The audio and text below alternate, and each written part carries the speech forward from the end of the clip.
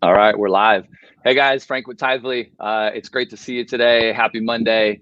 It's about 9 a.m. Pacific, and excited to be back doing the show this week. This is week 6, I think, of doing these daily interviews with church leaders from, all over the church, mostly in the U.S., churches of all shapes and sizes. Today, I'm really excited. We're talking with one of the senior pastors at North Coast Church, Larry Osborne. Larry, it's great to have you this morning. Great. Good to be with you. Thank you. Yeah. And where are you coming to us from, Larry? I'm in my home in Oceanside. Got a library there, so. Love it. It looks packed. I mean, and you are Dr. Larry Osborne, so I would assume you. As my son told me when I was young, I'm the kind of doctor who can't fix anything. He literally did. Daddy. What? Yeah. You're the kind of doctor who can't fix anything. Good to remember. I mean, I'm not too good at fixing things myself, so I understand that. Why don't you, Larry, would you mind taking, 30 seconds and just giving the audience a little bit of your background, maybe how you got into ministry and the church that you're part of leading? Sure. Well, I became a Jesus follower my junior year of high school. Kind of a significant turnaround in the sense if I were to go back, they'd all go, you type of deal, which is a common grace story, I think, out there. And started leading, I just love the Bible, started leading Bible studies of my peers, and kind of the living room had filled up with friends, and then my sister's friends. And then this church came and said they would pay me if I would teach some Bible studies and do some youth events. I went, what? You'll pay me for this?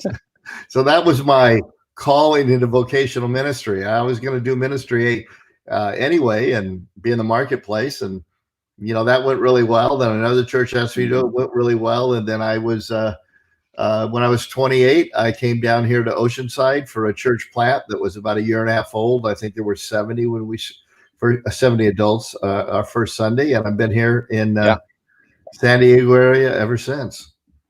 Wow. That's really cool. So did you just say, where did you move from into San Diego? LA. So my wife and I are LA area. Okay. Totally Southern California, fish and water. Ask the fish what water, how's the water, says what water. This is a culture we don't have to think through. We understand and have multiple generations in. Yeah, been here forever. Very cool. I mean, you're part of leading a great church in, I guess it's Vista, California, kind of the San Diego area. I think it would be cool, but just a real quick note. So we're going to do a couple things today. Number one, we love driving engagement on the show, getting people here to listen to these things as we're talking to, great leaders from all over the church. So first thing, we're going to give away some AirPods. So if you're with us, if you're commenting and engaging, our crew is going to be checking the comments and all of that, and we'll be giving away a pair of AirPods at the end of the show. And also, Larry, we wanted to give away some copies of one of your books. So we thought we'd give away 20 copies of Sticky Church.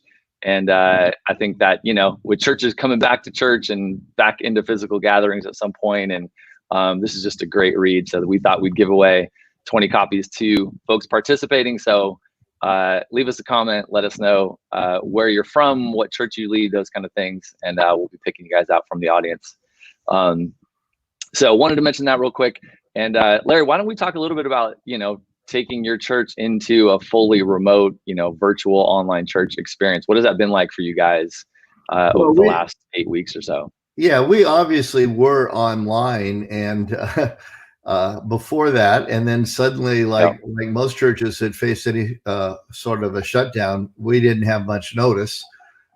We suddenly went, boom, we've got to do this. And so it was kind of a 1 week decision. And luckily we had the basic tools and structures there. I think one of the things a little unique in how we did, and we've got a teaching team, Chris Brown, Christopher Hilkin, and myself.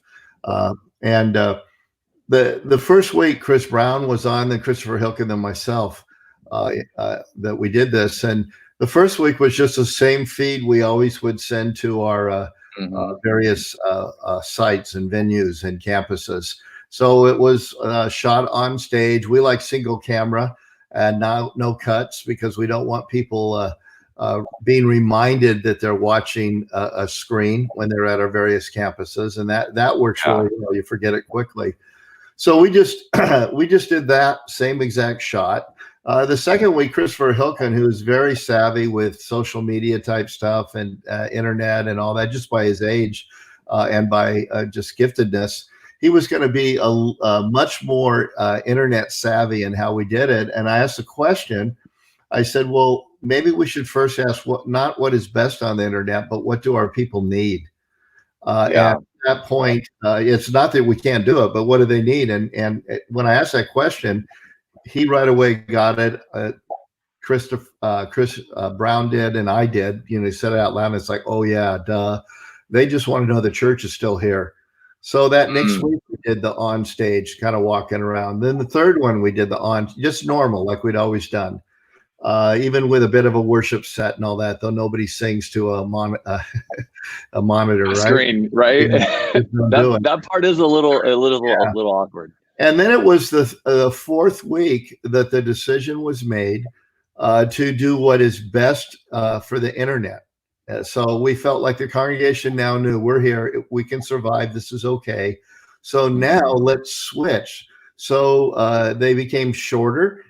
Because everybody takes a holiday during any worship. They take a holiday during any teaching. But if in the room, it's not politically correct to get up and leave. You stay there, count the lights, count something, and then change a modulation, story, point, whatever pulls you back. But on the internet, which is why they have the 20-minute TED Talk thing, it's not designed for conferences like everybody makes. I wish the guy'd give me more stuff.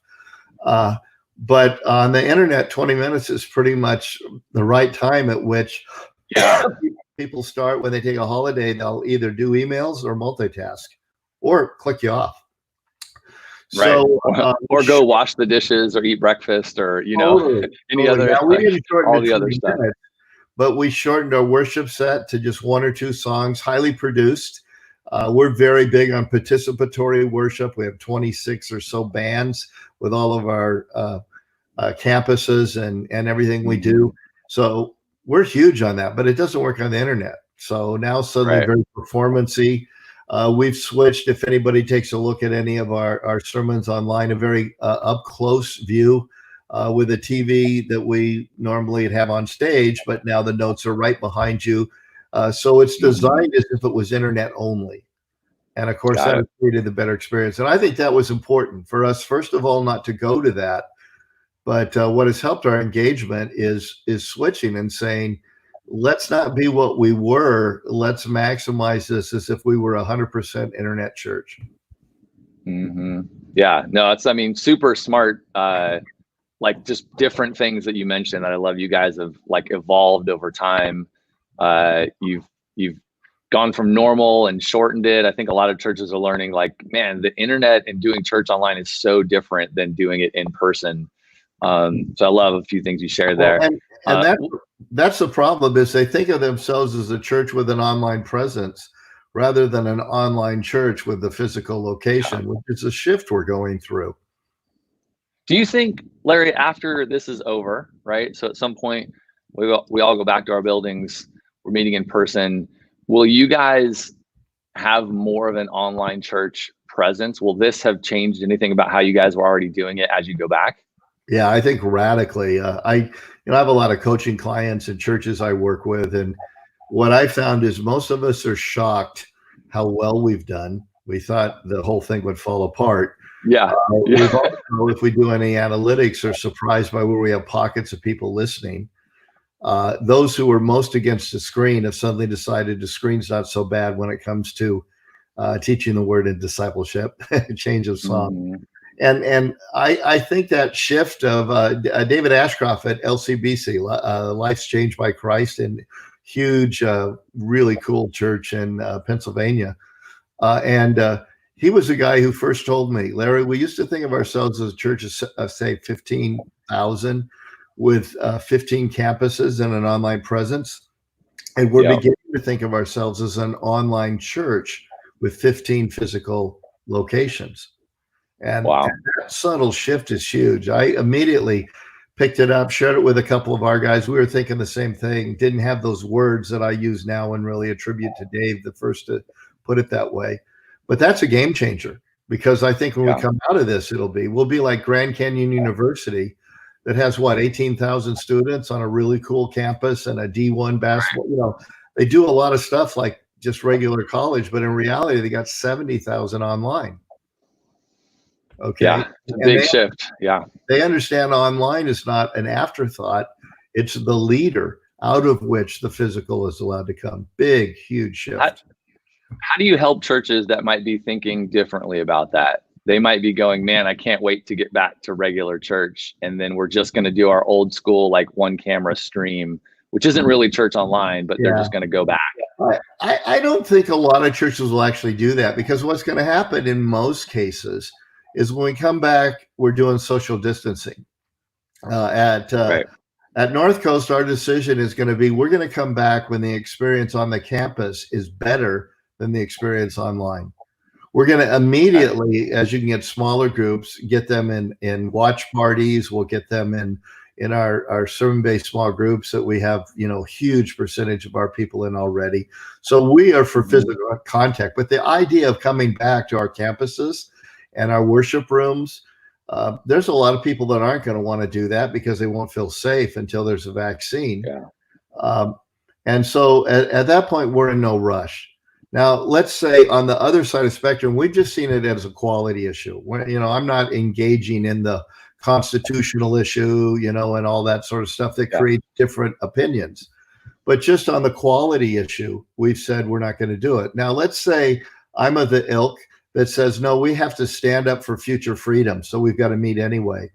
Pretty much every church I've come across that has that thinking and guidance is still social distancing, right?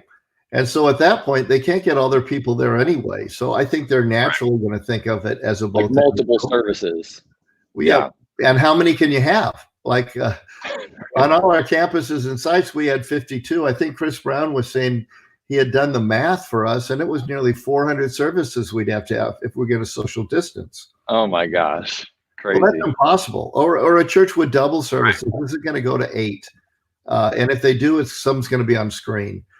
At that point, I expect wherever we are in the political spectrum, when it comes to actually saying where are people tuning in, I don't think very few people are going to just bail on it and go, oh, we're just back to what we were.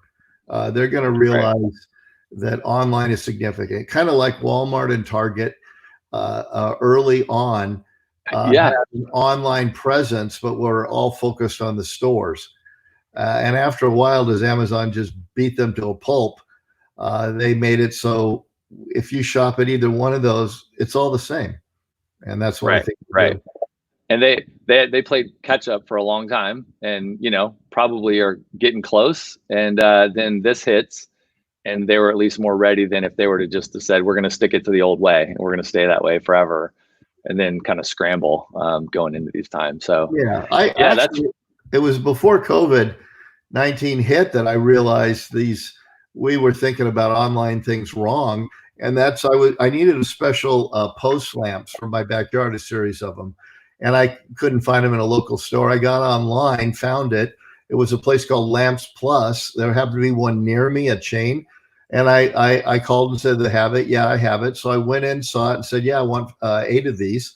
And then the person turned around and got onto the same website I'd been on, put in their promo code for their store and ordered it that way, and then had it shipped to my house. It was all, it was really one experience with 3 different. Right. And I think that's where the church needed to go. And now the church has been forced to go by all of this. Right. Yeah. It's a pretty big shift. What kind of things have you guys, you've mentioned some stuff, but maybe just to spend a few more minutes, what have you learned that's really worked with like creating engagement and connection in the online world of doing church? Well, when it comes to discipleship, really discipleship is made up of 2 things: information, and the second is community. And what we've learned, we kind of knew ahead of time, it's been affirmed, and I think a lot of churches are learning, is you can get that information in a lot of ways. You can read it. You can get it on podcast. You can watch it on an online service. You can time shift it to what's convenient. The Word of God, a renewed mind creates a transformed life. And what we realized, and we already really knew, because otherwise we wouldn't have been a video venue church, is that you don't have to be in the room to communicate the Word of God. You don't even have to know the person well to communicate the Word of God. It is powerful, a two-edged sword. And so that aspect of discipleship is there. And the next one is community. And I think a lot of churches in the past, that's what Sticky Church, that book, is about, actually. They had made the mistake of assuming that acquaintance was community. And in the early scriptures, when it says, forsake not the gathering of yourselves together as a manner of some is, it starts out by saying, consider how to spur one another on to love and good deeds. So don't stop meeting. That was a house church era. That was a little Mayberry USA where everybody knew everybody, the exact opposite of privacy we crave today. And so biblical community, where iron sharpens iron, is not an acquaintance where I recognize your face and can't remember your name. It's not a place where you say, how you doing? And I tell you fine, and you walk away, even though I start chemo tomorrow. And so what we've realized, that if they take away the buildings, we can still have community. Now, I love buildings. I'm the last guy to rip on buildings. We have you guys got a great campus over there in Vista. Big buildings and big campuses, 7 of them. And but I love them because they allow me to reach more people with better quality, creating a come and see environment that's really easy for people to bring people. But if you take away that forever, that does not end our ability to proclaim the gospel, get people in community, and get the word powerfully into their lives. The big buildings were a tool in a highly mobile culture where people would drive past the close to the better, allowed us to reach more people. Yeah, no, it totally makes sense. I mean, and you guys are obviously massive on small groups and driving people into the smaller group community where, you really get to know people. So it's like, using the big building, kind of love how you put it, right? It attracts people. It's easy to invite people. It's a great experience, but then you get them into small groups to help them stay connected and grow closer to God. We have always seen the weekend as a crowd and the small groups as a church.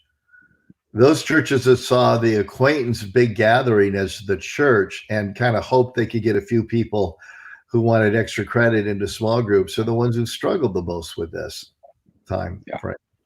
Yeah, no, that makes sense. Let's just for sake of time, because we could keep chatting for a while. I love this conversation, but let's just maybe for a couple of minutes talk about like going back. So I know you've got a great YouTube video that you mentioned. I'll make sure my team posts in the comments for other people to check out. But how are you guys thinking about, going back into physical meetings? How are you preparing? Do you have a team that's thinking about it and putting together a plan? Like, what's all that look like for North Coast? Well, for us, because we're not driven to get back until it's a better experience, we don't have a team working on it now. If we did, and the churches I work with that are doing that, they're having to make sure they get all the medical stuff for sanitizing and, temperature things, all of this sort of stuff.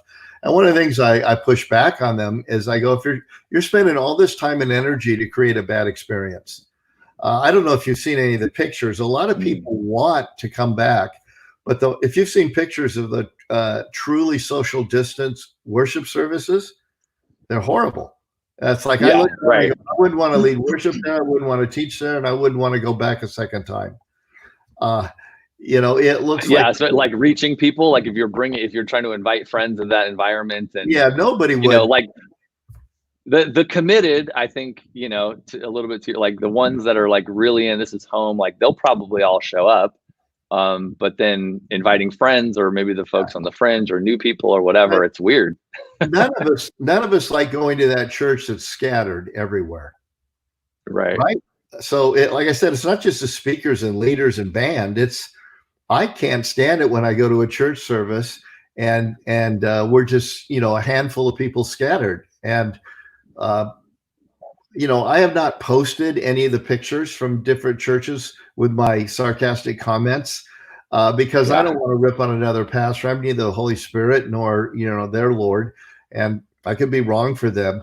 But one-on-one and in settings and some of the groups I coach, I just flash a couple pictures and I say, your people are telling you they want to meet again, but they don't really realize they don't have a picture of what that means.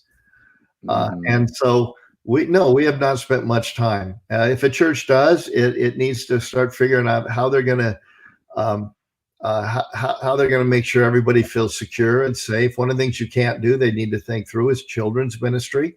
So an already crazy class is worship service is now going to have kids run around in it. I mean, I have 3 boys, and if I had to try to distance them in any way from other people, I mean, it's basically impossible. Yeah, and Frank, pretend you did. They would come out in tears saying, I'm never going back. Yeah. So any church that's trying to come back, which is fine, like I said, I'm not going to criticize it, but it needs to think through the fact that only a small percentage of their people are coming back. So it has got to keep the online thing very, very strong. It cannot drop it back. If it does, it's going to die, because they're going to have low energy, kind of bad services. You know, you've been to a comedy in a half-filled theater, nothing's funny. You ever try to communicate to a scattered crowd, it's very hard to do.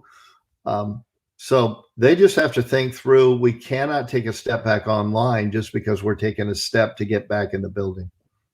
Yeah, no, that's great. Well, Larry, this has been great. I appreciate your time. Where can folks go to check out how you guys are doing church online?